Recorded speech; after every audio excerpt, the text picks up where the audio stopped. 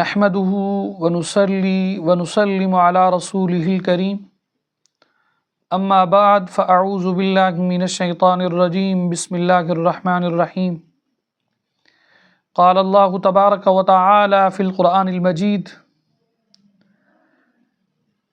يا أيها الذين آمنوا اتقوا الله وكونوا مع الصادقين صدق الله العظيم۔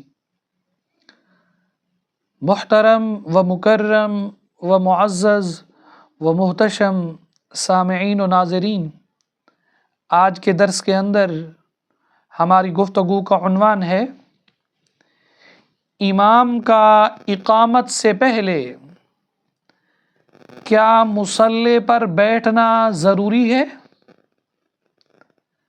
یعنی کچھ مساجد کے اندر یہ تقاضا کیا جاتا ہے کہ اقامت سے پہلے، بلکہ اقامت کیا وہ کہتے ہیں نماز کی جماعت کروانے سے 5-7 منٹ قبل امام کو مصلی پر ہونا ضروری ہے۔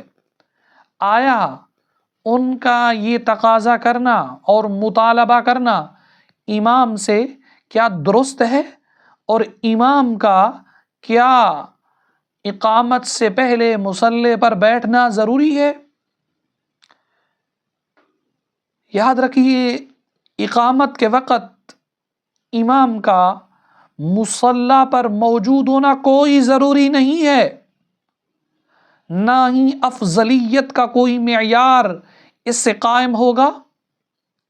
صدر الشریعہ علامہ امجد علی اعظمی رحمہ اللہ سے سوال کیا گیا، امام مصلی پر نہیں ہے، مسجد کے صحن میں کھڑا یا بیٹھا ہے یا بیرون مسجد حجرہ میں ہے اور مکبر نے اقامت شروع کر دی، کیا یہ جائز ہے یا نہیں ہے؟